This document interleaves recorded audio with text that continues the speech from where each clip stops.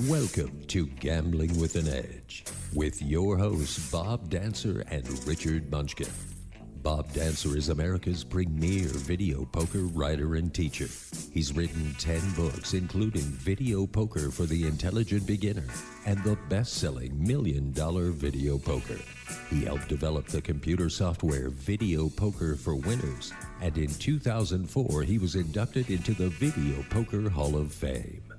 Richard Munchkin has been a professional advantage player for over 30 years and is in the Blackjack Hall of Fame. His book, Gambling Wizards, Conversations with the World's Greatest Gamblers, is a testament to the many ways you can succeed at gambling. The goal of the show is that you'll be a more knowledgeable gambler tomorrow than you were yesterday. And now, here are Bob and Richard. Good evening. Welcome to Gambling with an Edge. I'm Bob Dancer. And I'm Richard Munchkin. Tonight's guest is Tom Artle, who has banked table games in California for more than 20 years. We'll be speaking to Tom shortly. In the news, Caesars Entertainment seems to be playing some kind of a shell game. 4 of its underperforming properties, including 3 on the Las Vegas Strip, have been sold to a company which is owned 58% by Caesars for $2.2 billion. Somehow this is supposed to help Caesars' financial position. Richard, what do you make of this? You know, I've seen several people commenting this is shuffling the deck chairs on the Titanic.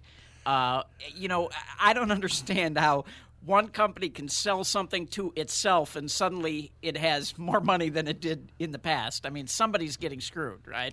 Well, it only owns 58% of the company it sold it to, so it's not quite selling it to itself. I see. So the good news, though, is for players, it just adds more complications for somebody who gets trespassed. If you were trespassed in one of those properties, seems to me you have a good case for being able to go back in. Well, but if you were going to sue them, then it's one more level of lawsuits. Like already when Bob Nercessian is on, he says like he has to sue 7 different companies when he's in Caesar's Palace because of all the different ownership. So now if he wants to sue somebody for something he did in the quad, now it's 8. So, right. Oh, what fun. All right. On last week's show, we spoke of some gamblers in Maryland being arrested for using fake chips. The funny part of the story was they tried to get rid of the chips by throwing them into a lake near their home, and the chips floated. Now, there was a follow-up article on this which created some big waves, and Richard got involved somehow. What happened?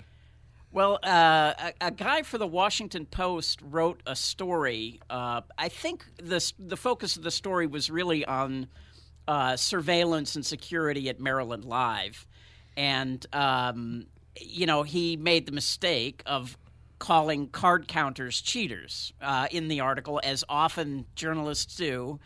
In one sentence, it was like, these people are in charge of catching card counters and other cheaters, something like that. And as you can imagine, the card counting community's head exploded. Yes. And so apparently he got some letters, many, many, many very angry emails, and some phone calls even. And so he decided he should write an article about this. And he contacted Professor Schwartz, who we've had on the show a couple of times, and Professor Schwartz recommended that he get in touch with me. So he called me, and I sort of showed him the error of his ways. And one of the now his new article hasn't come out yet that I'm aware of, but one of the interesting outcomes of all this is a guy named Norm who has one of the 2 top blackjack sites called Blackjack the Forum, and he makes the Casino Verite blackjack software, which is the best blackjack software out there for card counters. Been out there for 20 years or so. Yeah, like 20 years. Anyway, he did a Google search for is card counting cheating, and found that gets searched, I guess, 800 times a week, a month, I forget what it was.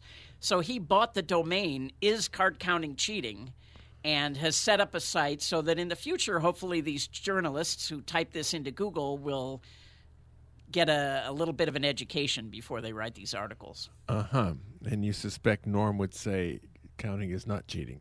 just a suspicion. Oh, yeah. Well, he cites the various Supreme Court cases and, Good. So. All right. Now, Richard, you currently live in Southern California, and you're planning on moving to Las Vegas as soon as your youngest son graduates high school. So you started to get some ID in support of this move. What did you find out? Boy, I went to DMV this morning and found out that just to get a Nevada ID, you have to bring your birth certificate and Social Security card.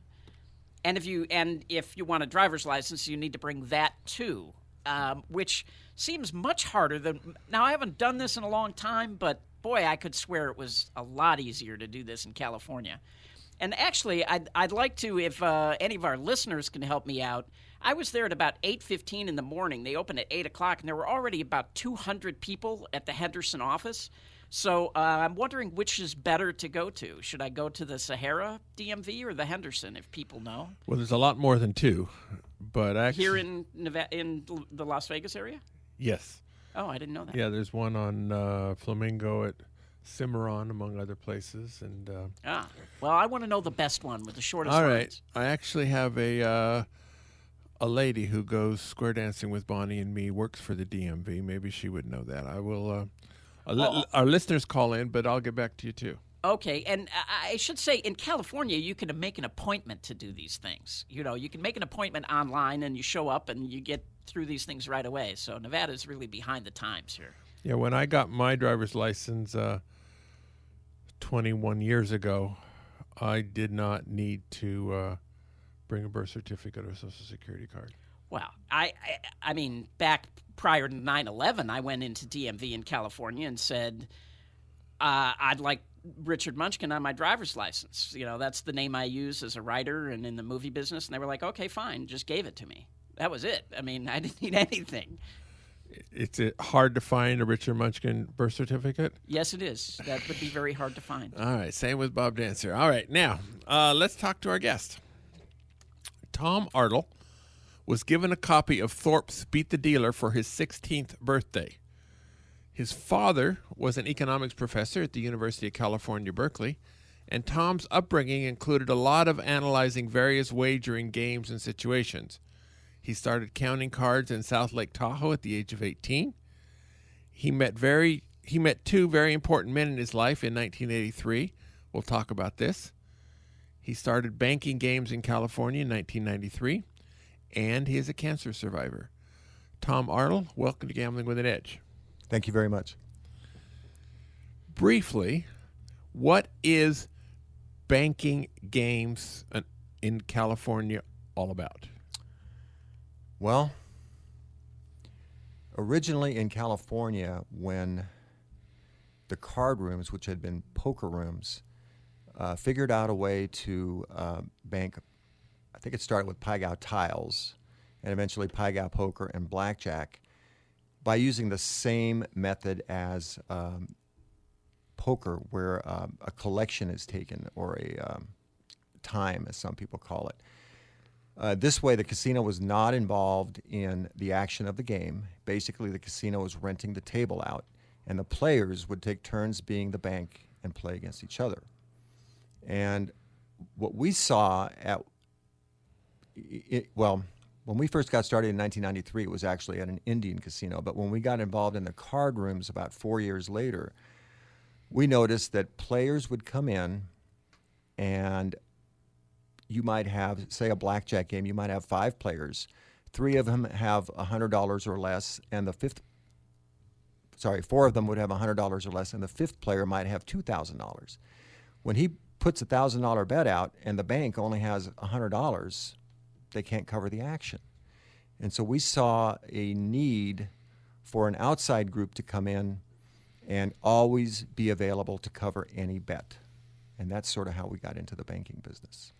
So this is, there are 3 classes of gaming. This is Class 2 gaming. So Class 3 gaming allows the casino to be a casino. Class 2, as you said, the casino is not allowed to do any gambling. They just can take a fee for every hand played. So, and those classifications relate to Indian casinos. And Class 1 is tribal games. So if it's not an Indian casino, they don't use Class 1, Class 2, and Class 3 designations. Really? In the California card rooms, though, that isn't considered Class 2? Yeah, they do call it Class 2. Yeah. They do, and they're yes. not Indian? Yeah, they're not Indian. No, they're not Indian. Yeah. Have to go back and reread the Johnson Act because I think that's where it came from. Anyway, go on. Sorry. So let me ask you, I mean, because a lot of blackjack players or a lot of whatever kind of advantage players, they go into these places in California and they see what's going on and they go, wow, the bank has a big edge, right? And many of them sit down and say, I'm going to take some bankroll and sit on this game and bank it. But you did a much bigger, I mean, that was quite a leap to go from let's bank a table or two to let's bank every table at 14 casinos. Yeah, well, when we first started in 1993, it was at an Indian casino, and we were sort of experimenting, and a lot of us had a blackjack background, but we got friends and family to help us that didn't have the blackjack background, and we kind of assumed, oh, this is pretty easy, you don't need a lot of skill to do this, but we kind of learned that you do need skill, and these other players that we had were probably missing hands, and after doing this for about a month, we had broken even or maybe lost a little bit of money. So we actually got out of the business for a few years. I personally kind of stayed in it. I lived very close to an Indian casino that 2 days a week paid 2 to 1 on blackjacks, and then there was another Indian casino a little further away where it cost $2 a shoe to bank blackjack. So Friday and Saturday, I would bank blackjack, and on Tuesday and Wednesday I would play the 2 to 1 blackjack. And then a few years later, we started getting barred from playing blackjack, and it just, the card rooms had picked up banking at that point, and that's when we kind of saw that there was a good opportunity there. Well, I have to say, my partner, Frank Schipani, a.k.a. Al Francesco, is the guy who really saw all this, and I have to say this is a man who has a lot of vision, and I am very thankful that he kind of coaxed us and sort of pushed the rest of us into doing this. Yeah, for our listeners who don't know, this Al Francesco is the same guy who invented the big player concept. He hired Ken Houston and sort of pioneered Team Blackjack. And actually the way we met was in the mid-'90s. He came out of retirement and put together an ace sequencing team. Right. And that's how we first met. So, so we were starting to get barred around 97 or something, and that's when you guys moved over into the banking? Yep. And as chance would have it, we started in a small card room. There was another group in there who was doing the big blackjack game. We kind of got the game that they didn't want. And in retrospect, we probably shouldn't have made any money on the game because the action was pretty low. But we got lucky and made a little bit of money there, which piqued our interest. And from there, it just started to snowball. And I think by 1999, we were in 6 casinos, and by the year 2001, we were in 14 casinos.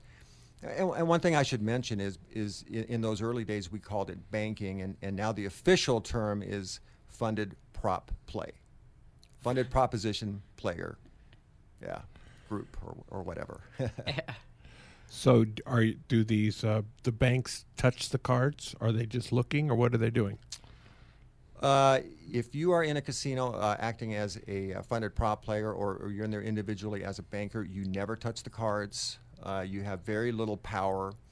What an employee would do is basically watch the game and make sure that procedures are followed. Well, and they sit on every table with racks of chips, so that if the banking hand loses, they get paid not from the dealer out of the rack, but out of those racks of chips that are sitting there in front of the banker, and the winning bets get paid to that banker. Okay. So the house provides a dealer. The house is not participating in the action of the game. The house charges a collection, but the dealer handles all the cards and all the money. So the players never really, obviously the player is going to put their own bet out and pick it back up if they win.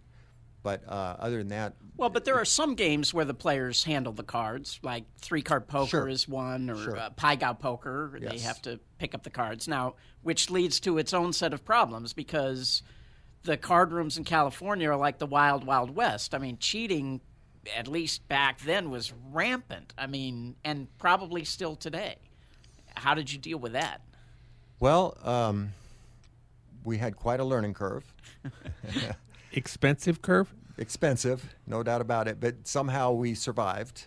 I would say that probably 90% of all funded prop player groups that have been in existence have gone bankrupt. It's a pretty tough business. When we first were involved in the business, I think what saved us was the card rooms saw their profits skyrocket when we put players on the tables, because now other players knew their action would be covered and they felt like they wanted to play there. Before they, if you put out a $2,000 bet and there's only $200 in the bank and you get paid $200 for your win and you didn't get paid the $1,800 that you thought you should have won, you're going to be pretty upset about that. So people would just leave. So once we started putting players on the table, those players stayed. All kinds of cheating schemes have gone on in California. I think it's really been cleaned up as time has gone on and with more and more regulations. In those early days, when we got involved, the state position was, is this legal or not? We always felt that it was legal. And after, You mean the whole banking thing? Yes. Is banking legal? Yes. And after a few years, the state did come out and say, yes, it's legal, and we are going to regulate this industry. So, So can you tell us about some of the crazier cheating things that happen? yeah, I mean, there's so many stories. I think the first one I would mention is there was a small card room, only 2 tables, a blackjack table and a Pai Gow poker table. We had a lot of accounts. I hadn't been into that club for a couple days. And when I got there, one of the employees told me, there's something going on here. I'm not sure what it is, but I feel funny. So I said, well, why don't you take a break and let me sit on the game for a few minutes? And it was Pai Gow poker. And there had been 2 new dealers hired that was a husband and wife. And when I first sat down on the table, the dealer was a guy I knew who had been there for at least a year. And there was a player who was betting about $40 per hand. The dealer got pushed. New dealer came in, and it happened to be the husband. And maybe the second or third hand that he dealt, the player who had been betting $40 bet $1,600. And just when the cards, or after the dice cup had been shook, I'm not sure, his wife came up next to me and tapped me on the leg and asked me a question. So I turned my head just for an instant. The turn. The distraction. And I thought I saw something moving out of the corner of my eye, but I wasn't sure. And the player who had bet $16 turns his hand over, and he's got 2 aces and a joker. And at that point, That's I a knew... good start. Yeah, I knew something was up. So eventually, after trying to watch the game and see what was going on, I couldn't really see anything. If I went outside and made a phone call or something like that, I'd come back in, and our banker had lost more money. So finally, I asked the pit boss. I pulled her aside and I said, I think something funny is going on here. And she said, so do I. And we went into the back room and looked at the tape. And sure enough, he was peeking at the dice cup. And we saw that the way he picked up the cards, he stacked the deck where he could get 2 aces together and a joker. And then he did a false shuffle where he only shuffled the top portion of the deck. He was pretty good. Very, very smooth. And this way, by controlling the dice cup and having one hand with such a powerful 2 aces and a joker is very powerful. Pretty good chance you're going to win anytime you get that hand. Sure, yeah. So, and the funny part about it was once we figured out what was going on, I called the owner of the casino, it was about 2 in the morning. He came in, his hair was sticking up. He'd been sleeping, and I kind of aggressively grabbed the husband off of a Hold'em game. The dealer, and told him to come with me. And I was probably out of line here a little bit. I actually grabbed him and threw him up against the wall and told him I should probably punch him. I had a bit of a temper. And then the owner and I left him under the custody of 2 security guards, and we went into the back room again, and I looked at him and said, "So what do we do now?" And he said, "I don't know. Don't you know what to do?" And, we had never come across this situation before, so we ended up calling the police. The police came. They didn't get what we were trying to tell them. They told us, "Look, we can trespass these guys, and if they ever come back, we'll arrest them for trespassing." So they got away with the money. Did the dealer get fired? They both got fired. Yeah. Yeah, they did. Just seems like nobody ever gets prosecuted for this stuff in these rooms. Especially back in the old days. I think the laws changed. I know in California now, if you use a device, you could definitely get prosecuted for that. But I'm not really aware of anybody that's gone to jail or prison for cheating in California. But it wouldn't surprise me if that's the case now. I think the laws have tightened up. Now, as the banker, let's say you recognize Richard as a good blackjack player and somebody you really didn't want playing against you because you figured he wasn't there to lose. Did you have the power to request that he be removed, or did you have to take all comers no matter how good they were? How did that work? Yeah, we would have to take all comers. But you know what? Richard wouldn't play. By definition, if you're an advantage player, you wouldn't come in to just bet blackjack. Well, I mean, you're saying that you would take all comers, but you're an exception, because I certainly was barred from play by other banking groups. Well, you were in there banking probably. No, I went in, we were on an A sequencing team together, Okay. and I went in to play some of the shuffles. And, Yeah, and yeah. actually, I went in with you one time at the Hustler. We went in, and Jimmy, and they just refused to deal to me. And I said to the pit boss, I'm like, "Are you a casino or not? How can you tell me? How can you say?" He's like, "Well, it's their money. If they don't want to deal to you, they don't have to." And it certainly varies from casino to casino. Some casinos protect the banking groups a lot more than others. Most casinos, or should I say card rooms, if the banker's losing, obviously they don't want to lose their banker. They want to keep their prop group there.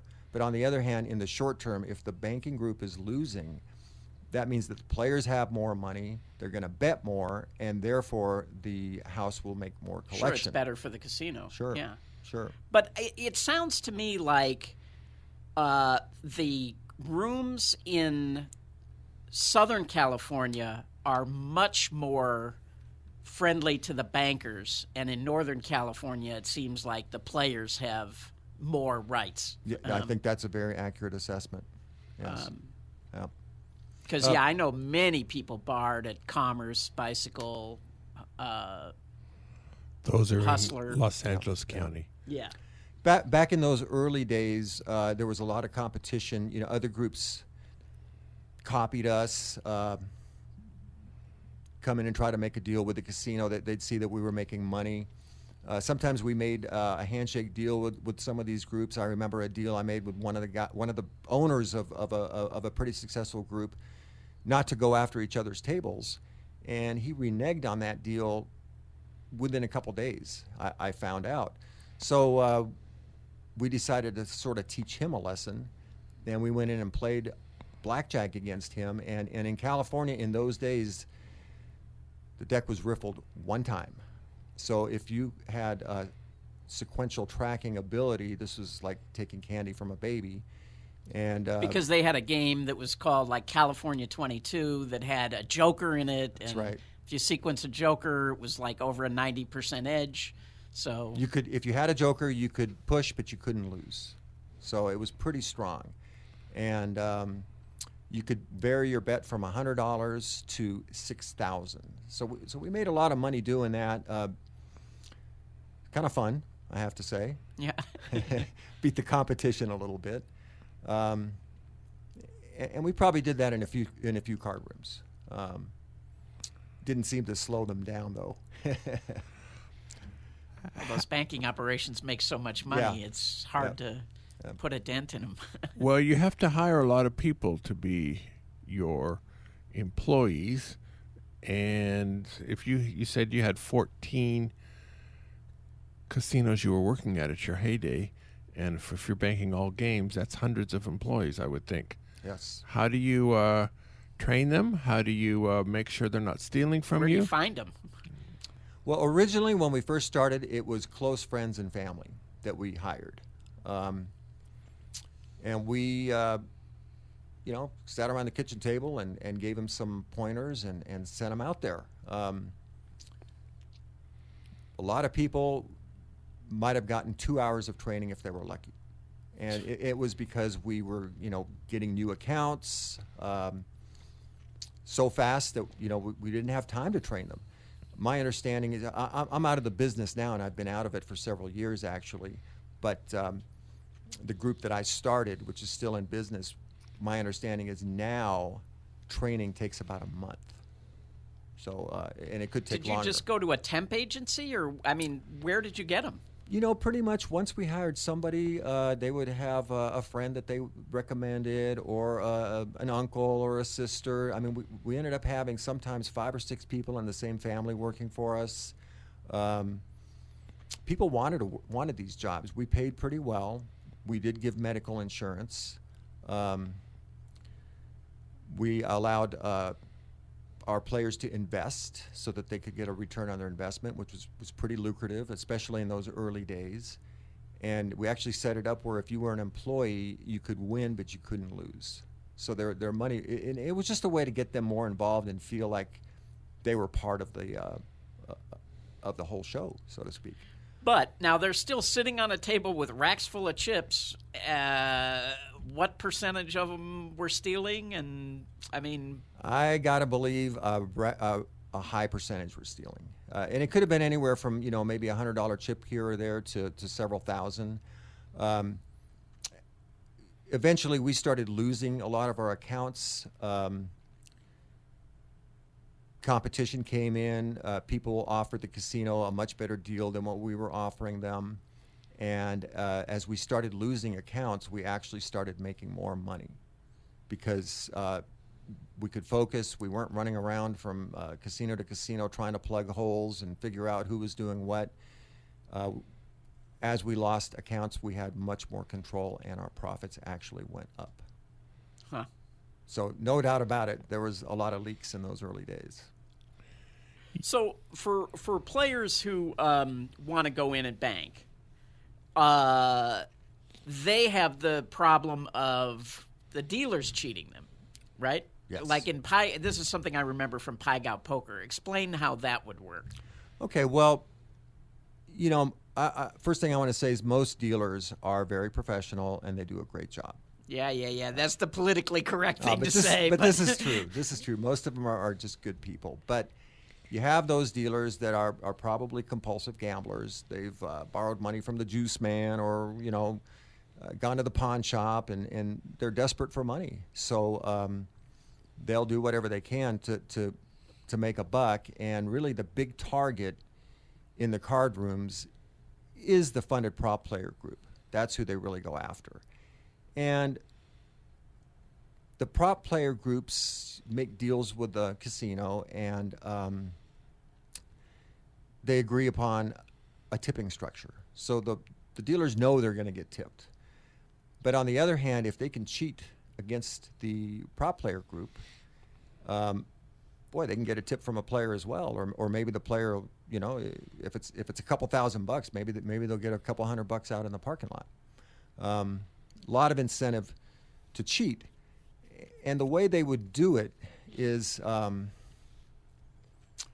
should probably explain what a buy bet is first, because Sure. So in California, the bank has always rotated. Everybody has a chance to be the banker, and this is a big attraction. And when you're the bank, you have an advantage, and all the players know that. So Pai Gow poker was probably the biggest game in California. It's probably been replaced by Baccarat now as the biggest game. But traditionally, it was always Pai Gow poker. And in Pai Gow poker, a player might come in, give some action to, maybe $1,000 on a couple hands to another banker. Then the next guy gets to bank, and then the next guy, and finally this new player who just sat down and might have $10,000 or $15,000 wants to make some money as a banker. It's his or her turn to bank. Well, people are very superstitious, so if the previous 2 or 3 hands the bank had won, the players will say, "Oh, the bank's hot, and nobody bets. So this guy just came in, he's got $10,000 in front of him, and there's only $300 in action. So what we figured out way back in 1999 was, why don't we offer what we call a buy bet? And what this entails is that the player would ask us to bet against them. Now, why would we do that? Well, we would charge 4% of whatever the wager was. And what's your negative expectation on the bet? 1.25%. Great. So you're losing 1.25, and he's paying you 4. That's right. That sounds like good business. Yeah. And we had to pay collection out of that, and if we won, we would tip. But it was pretty lucrative. So some games would just be nothing but buy bets. There could be $10,000 or $15,000 of action out there for hours, and it's just buy bets the whole time. And basically what they would do for each player, they would have little buttons that were colored, and they would put a different color button on each wager and the money that's in the bank, so you could see the correlation between player and funded prop group. I don't know if that makes sense or not. But anyways, the buy bets are all set house way, which means that nobody looks at the hand. The dealer turns the hand over each hand over one by one, sets it, and either calls it a winner or a loser, and then goes on to the next hand. Or a push. Or a push. Yeah. Exactly. And in Pai Gow poker, push is actually the most common hand. So thank you. Yeah. So what they would do is they would open the hand very quickly, and the example I'll give is a pretty simple one, but it could be anything.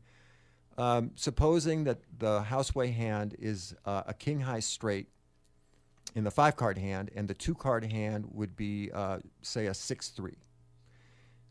Very, very likely this is a push. The 6-3 is going to almost always lose, and the straight is almost always going to win. So what the dealer would do, though, is they would say, king high, lose. They would open the hand very quickly, close it, call king high, lose, and then the banker would have to say, excuse me, I didn't really see that hand. Can you please show that to me again? And the dealer might glare at him and say, it's a king high. And the banker would say, well, I know, but it's my job. I have to see every hand. Please let me see it. And if it turns out that it was actually a straight and a push instead of a loss, the dealer would look at the banker and say, oh, I'm so sorry, my mistake. On the other hand, if it really was a king high, the dealer would then glare at the banker with one of those looks that if looks could kill, you'd be dead, intimidating the banker. And then next time, hopefully the banker would not have enough backbone to ask again. And this is a game that these unscrupulous dealers will play over and over and over. Yeah, I remember banking games where, somebody would ask 2 or 3 times, and they would just get a raft of flack from the dealer, because the dealer would call it right, but do it really fast. And, after 3 or 4 times of the dealer being right, suddenly they don't ask anymore, and then they just get raped. That's right. That's right. So the prop players, this is part of the education process. And another thing that we would do is we would use spotters, secret shopper, basically, to go in and watch the banker and look for weaknesses like that. And if we noticed that a banker never, ever, ever called a hand back, we would actually tell him, even if you saw it perfectly, even if everything was by the book, we expect you to call at least one hand back per down per dealer, just so they would get in the habit of once in a while doing it, because you have to be assertive in this business. You really do. Now, didn't you have some thing where some guy brought you to some hotel room to show you some Pai Gow? So Pai Gow Tiles is probably the game that had the most elaborate cheating. We were aware of people using sandpaper. I mean, before I get into that story, I can tell you one time we had a spotter sitting next to a player. He could see the sandpaper on the player's finger, which the player would use to mark the tiles. He gave, I think he actually gave my partner Jimmy a call. Jimmy called the Asian Games director in that casino and said, listen, we know that this player is cheating and he's got sandpaper on his hand. And the Asian Games director said, no, he doesn't, and hung up the phone. So this is the type of thing we had to deal with in this business. So he was in. Yeah. So I found out about a guy that I'd met several times in the card room, very, very sharp guy. He had been an Asian Games director in a few clubs, and he knew pretty much anything going on in the casino. And I approached him and I said, listen, I'd like to learn a little bit more about what's going on in these tiles games. Is there anything you could show me? And he said, well, for $1,000, I can show you something. So he said, come to this little motel, little cheesy motel room that I went to, and he told me that a guy was going to be there. I'm not going to use his real name, but they called him I'll call him the Dragon Master, just to make the point. And as I was walking down the hallway, I saw a guy walking out towards the parking lot, and I said to myself, that must be the Dragon Master. I knocked on the door. The guy that I knew was there, and on the bed of this little motel room was a full set of tiles stacked up as a dealer would stack them up. And he said, look at the tiles, see if you can find anything wrong with them. I looked, I inspected them very closely. Every tile looked 100% clean. In fact, they looked brand new. He had a cell phone laying on the bed, just sort of thrown on the bed. And over on the little desk, there was a monitor. And I looked at the monitor, and you could see all the tiles. So the cell phone had a camera in it. Then he hit a button on the cell phone, and the cell phone at that point, the camera in the cell phone was filming in infrared. I looked at the monitor. It lit up like fireworks. Every single tile was marked, all four sides and the top. And if you were a player with a cell phone on the table and a little earpiece in your ear, you can imagine the damage done with a set of tiles like this. So we were pretty intrigued by this, and we were trying to think, how do we protect ourselves? So what we actually did is we asked if this guy, the Dragon Master, would come and have a seminar and teach our employees some of the cheating tricks that they use. And, we paid him a pretty good amount of money to do this, gave him a lot of respect. I'm sure what he actually showed our employees were tricks that they probably weren't using anymore, but it was still good to get the knowledge and to know that there are groups out there that do cheat. And by us doing this, we kind of built a little bit of a relationship with these guys. We even bought some equipment from them to educate ourselves. And when they wanted to do a cheating play, now we had a relationship with them. And instead of attacking us, they would go down to the next casino down the road. And I think that saved us a lot of money. Sounds like it, yeah. Sounds like it. We actually bought a dice cup from them that had a camera built into it. I mean, there was some very elaborate equipment that these cheaters would use. But again, the amount of money that you lose to these type of scams is probably a drop in the bucket compared to the daily grind of a dishonest dealer that is just trying to beat you. That adds up a to dishonest a lot more. employee. Yes. Yes, yeah. If the employees are involved, a dealer and an employee working together are pretty powerful. Yeah. What about the casinos themselves, the management trying to hire you to take you? That could possibly happen in a small casino, and that probably wouldn't have been the management. It could be the Asian Games director. They had a lot of power. They might try to get a different banking group in there. There was a small casino that we went into one time to bank the tile table. And this was a tile table that had a shuffle machine built into it. And it shuffled the tiles very well. no way to beat it if handled properly. But what we realized they were doing is they would, the way the shuffle machine worked was there's a little flap in the middle of the table. And when they wanted to shuffle, they would push a button and that flap would sort of fall down into the table. It would fold into the table. And then all the tiles were pushed into the table and they were automatically shuffled. And 30 seconds later, you'd have the tiles all stacked up neatly and ready to be dealt. The players would then cut the tiles. But the way they used this machine to their advantage is they would first push 4 tiles into the machine. And 4 tiles makes a hand. So the dealer might pick up some very, very strong tiles, push them in together, then make change, do some payouts, wait about 30 seconds, and then push all the other tiles into the machine. By doing that, it was known that those 4 tiles would wind up stacked on top of each other all the way to the right.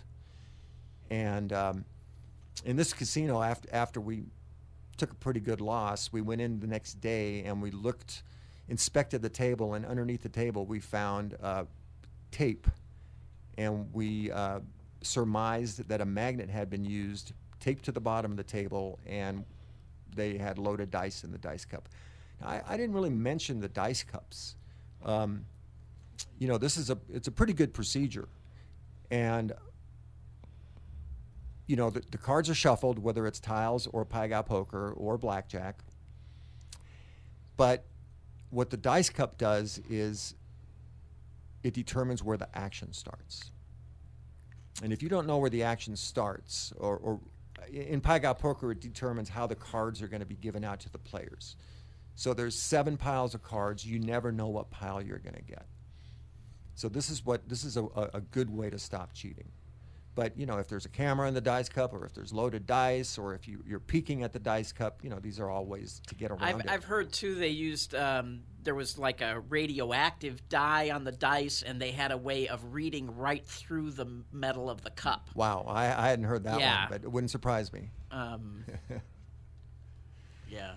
So lots of scams. I mean, I can tell you, most of them are tiles. You had a guy with a device one time. Right? That was in a game that's not very popular anymore called Pan 9, which was sort of a spin-off of Baccarat. Baccarat was not legal in California at that time, so people played Pan 9. And we were in a casino where the rule was you had to sit on a regular chair to play Pan 9. And actually, it was a game called Fast 9 that we actually invented. I'm digressing here a little bit, but the casino management approached us. We were only doing a blackjack game in this casino, and they approached us and said, look, we have this Pan 9 game here. There's no edge in the game. Nobody ever wants to bank the game. Our game goes about 4 hours a day. Can you figure out a way to give yourself a slight edge where you would want to bank this game and really help us and hopefully help yourselves? And we came up with a game called Fast 9, which had an edge in it, and we made millions of dollars on that game. So it was pretty good. But so that was the game we were banking. It was called Fast 9. You had to sit on a low chair. The pit boss came over, a guy named Bernard, and I'll say why I'm mentioning his name. And he said, hey, this guy right here has got a bad back. We're going to let him sit on a stool. And the guy just kept beating us. And we'd watch him and watch him and watch him. We couldn't figure out what the heck he was doing. And one day, there was a blue deck, blue shoe being played, and all of a sudden the cards were turned over and there was a red card in there. Everybody started talking and saying, what the hell's going on here? And people got up off the table, and that player got up, went over to the cage, cashed out his chips, and we didn't see him for about 2 years. Boy, that's balls that he had the nerve to go to the cage. No, he got his money. And a couple years later, he was playing in another casino that we were banking, same game, and it might have only been a year later. Gets fuzzy here in the past. Anyways, our employee, a young woman that had worked for the police department, she had been a cop before, noticed that his arm was moving in a strange way, and she contacted security on her break, and they watched the guy on the camera, and they determined that he was cheating, and he did have a device in his arm which would hold out cards. He could switch cards. He was very, very adept at doing this, and but they caught him, and as they led him to a back room, one of the security guards later told me that he noticed that the guy was chewing on something, and he grabbed the guy by the throat, which caused him to open his mouth, and the four of hearts came out of his mouth. It's a plastic card, pretty tough to swallow. But again, he didn't go to jail, right? I'm not sure what happened to him. Yeah. And you didn't get your money back. Didn't get our money back. So, and the reason I brought up the guy's name, Bernard, a couple years later, he approached us and said, listen, I got some great ideas. And I said, why would I talk to you? You helped this guy cheat. He said, no, I didn't. So, who knows? But it turns out Bernard was a brilliant guy. He had some great ideas. We've worked on him with patents. And, whatever happened there, that's ancient history. And it's just funny how you meet people in this business. You think somebody you can't trust at all, and wow, they come up with some incredible ideas. It just pays not to ever burn a bridge. I have an old friend that I worked with for many, many years who used to say, the worst thing about this business is the people you have to work with, and the best thing about this business is the people you get to work with. It's true. It's true. All kinds of interesting people, all kinds of characters. Tom Artle, this was very interesting. We're going to have to do some commercials, and we have some more questions for you, and depending on how fast the commercials go, so please don't go away. Before we get to the commercials, I would like to give a heads up that you'll thank me for. There's a free university online. It's called Coursera. It's spelled Charlie, Oscar, Uniform, Radio, Samuel, Echo, Radio, Apple. So Coursera.org. It's free courses. Starting next week, Tuesday, is a course by Dan Ariely, Ariely.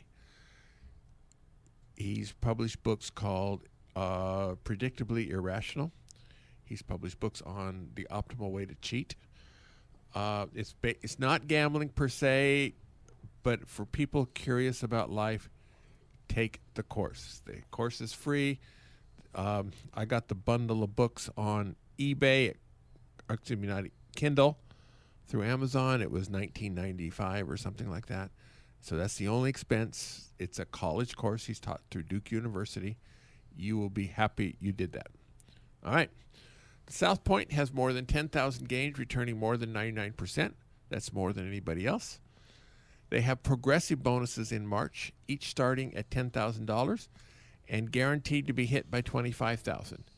These awards are given to slot and video poker players. Should you be playing while someone else wins the award, you receive $20 in free play. Once the bonus jackpot hits, another one begins immediately at $10,000. This will go on throughout the month, 24 hours a day. They have a smaller daytime progressive starting each day at 11 a.m. It starts at $1,000, guaranteed to be hit by $2,500. If when it hits, it doesn't start over again until 11 o'clock tomorrow. If you play during the day, likely both progressives are going and you have a shot at both of them. For 4 days, starting tonight through Sunday, they will have hourly virtual racing events, 6:30, 7:30, 8:30, and 9:30. If you're listening live, you've already missed the first two. You must have played 100 points in the hour prior to the drawings to be eligible. At the appointed time on the iView screen on your machine, you'll be able to pick one of 8 NASCAR drivers who will then compete in a pre-recorded race. Everyone who's chosen the correct driver shares in the $5,000 total prize. In previous contests, the prizes averaged about $50, and you had a 1 in 8 chance to win, which gave you an EV of $6 an hour. It's a low roller play, but there is an advantage there. Playing NSU, it's an even game going in. The free video poker class at the South Point next Wednesday at noon will be triple double bonus. This is a fun game with a very high variance. That means you either win a lot or lose a lot. You have to have a certain personality in order to put up with the swings, but it does have a decent return. At the Palms, the March drawings have a different format than the February drawings. The drawings remain Friday evening at 7. You do not need to be present to win, but you must claim before midnight. You do need to swipe your card earlier in the day to activate your entries. In March, the Lucky Leprechaun drawings award $7,500 each Friday, and the winners return on Friday, March 28th for another $10,000 in prizes. You earn 5 times tickets, Friday and Saturday evenings, 8 to midnight. The Play, Earn, and Win awards at the Palms for the first half of the month are daily events, Monday through Friday, rather than the more typical Monday, Wednesday, and Friday. Until March 14th, the major gifts are gift cards usable at TJ Maxx, Marshalls, and Home Goods. So from March 17th to 28th, the prizes are from Tiffany Jewelers. And it appears this prize, you can earn points towards the gift on all 7 days of the week. So 12 days in a row, you can earn points and then redeem them at the end, should you wish. Videopoker.com remains the best place to practice a wide variety of games, including Quick Quads, Ultimate X, Extra Draw Frenzy, Hyper Bonus, and many others. Often these games are the best returning games in a casino, and you need practice to make sure you know how to play. For their daily contest this week, they have 100 Play Draw Poker, Double Super Times Pay, and Caveman Keno. I have no advice on Caveman Keno. But regular Super Times Pay is a 6-coin per line game where approximately once every 15 hands you get a random multiplier ranging from 2x to 10x. The strategy stays the same as regular video poker, and the game returns about 0.25% more than the base game. In Double Super Times Pay, to bet 7 coins per line, and you get 2 separate chances for the multiplier, both on the deal and on the draw. Now the multiplier can add up to 20. Again, it requires no strategic changes, and the game returns about 0.5% more than the base game. Richard, why don't you tell us who's going to be on next week? Next week we have Blair Rodman, who wrote the book Kill Phil, but we will be talking about his exploits at blackjack, poker, golf, sports betting. He's a Renaissance man, so... All right. That should be fun. Tom Artle, you mentioned Frank and Jimmy. Are there any other projects you were in with him that were really, I've heard you guys did really great stuff, and you got about 1 minute to tell us. All right. Well, Frank and I did play a lot of blackjack together in the 90s. We started off shuffle tracking. And right when I got good at it, he said, let's switch to ace sequencing, but first we have to figure out how to do it. So we spent about 7 months together really working, analyzing shuffles, figuring out how to memorize cards, and we figured out how to do it and put a team together, made a lot of money at it. So, and that's when we started getting barred, pretty much at the same time that this opportunity opened up in the banking business. And yeah, Frank's a guy that if he has an idea and suggests we should do it, I definitely agree with him. Yeah, he's a very creative guy. Yeah. So That was interesting. Now, he did the big player. So thank you, Tom Artle. Thank you, Richard Munchkin. Go out and hit lots of royal flushes, everybody. Good night. good night. You've been listening to Gambling with an Edge with your hosts, Bob Dancer and Richard Munchkin. Subscribe to the show in iTunes, and episodes will be delivered to you automatically every week. Archived versions of past shows may be found at bobdancer.com and richardmunchkin.com. We welcome emails at gamblingwithanedge@gmail.com. Bob Dancer and Richard Munchkin are both available on Facebook and welcome your questions. The sponsors for the show are the South Point Hotel, Casino and Spa, the M Resort, the Palms Casino Resort, and the website videopoker.com. Join us again next week for another Gambling with an Edge.